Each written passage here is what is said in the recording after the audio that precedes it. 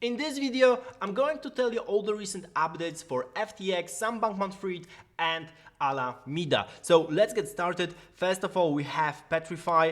I wanted to curate all the best threads for you, so you can really go into the rabbit hole if you want to. Starting with Petrify with this amazing thread about Alameda. Alameda is a separate entity from FTX, but it's still owned by Sam Bankman-Fried, and it was supposed to be a market maker. They were supposed to be delta neutral, which means that no matter whether the market is going up or down, they still make the money by basically providing liquidity. This is what market makers do on any kind of market, not necessarily crypto even. So actually it's really interesting because Petrify analyzes older posts by Sam Trabucco, who was a CEO of Alameda for quite some time. Then he resigned this year, just before everything collapsed. And he explained how Alameda actually started go with this delta neutral strategies of market making, and they went into directional bets. Directional bets means that you are either long or short a particular action on the market, which means basically that you're buying and leverage your positions, and this is what they did. They basically went into and started buying, for example, Doge when Elon was tweeting, so they really lost their edge this way. And this is pretty interesting analysis here, how they decided that directional bets are good and how they try to make the argument for that it's a good thing, but actually they just became to some extent like everyone else. They lost the edge because they lost the mathematical models that they were trying to do, and they just started to yield farm like everyone else in the DeFi summer 2020, and also go after different kind of meme coins as well. Really interesting analysis. I'll put the link down below on the in the description of this video.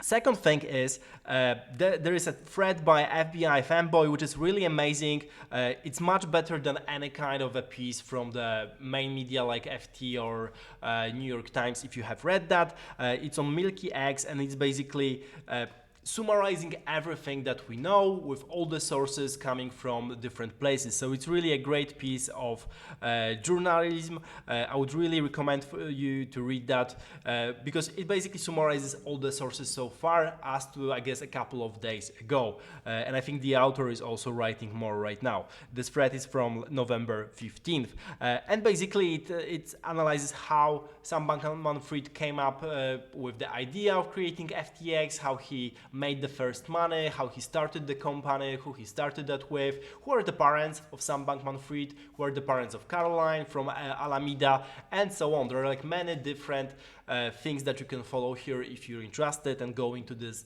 rabbit hole. Secondly, we have the very new, coming just from yesterday, last night, DMs from Sam Bankman-Fried, and those DMs are from with one of the journalists from Vox, and they are published on Vox. So this is the newest thing where some SBF actually talks about whether that was or a play, a game to him. Really interesting conversation as well if you want to try to understand the man behind it all and understand what's really going on. Finally, there's after FTX collapse, and basically there's a lot of contagion. This is the thing that we're all scared for, because basically if you have money on any kind of centralized service, you should be scared for that money to some extent and maybe try to use at least either a ledger or maybe some kind of a MetaMask wallet. Basically go to self-custody rather than have a centralized exchange, because there's a lot of contagion and different exchanges will go bankrupt in upcoming months. It's so bad out there. So for example, Mr. Whale in a breaking news just tweets that the crypto exchange Gemini suffers almost $500 million of withdrawals. So they really don't tell how much they lost with FTX, but there are so many people scared for the money that they're trying to withdraw everything. However, they mention on their own Twitter account that everything is fully backed. All the customer funds are held on Gemini are one-to-one, as it's supposed to be. So if you trust that, then you should be fine. Well, Gemini is definitely regulated in the US, so to some extent myself, I'm probably fine with Gemini, as well as Coinbase, which is also a public company. So those two should be fine to some extent. On the other hand, we have Genesis, Genesis Trading, which stopped their withdrawals. At least for now, they have a liquidity problem because, again, so many people wanted to have their funds out because they wanted to self-custody them, that they need to stop withdrawals for now.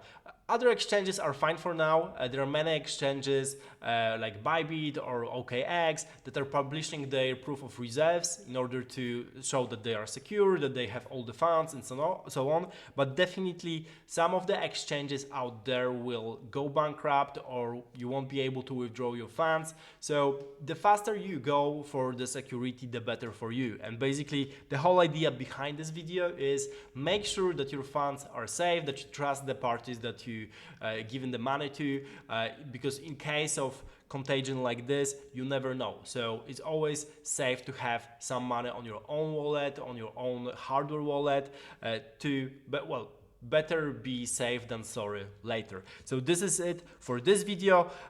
Subscribe to the channel for more crypto news and crypto updates, and see you in the next video.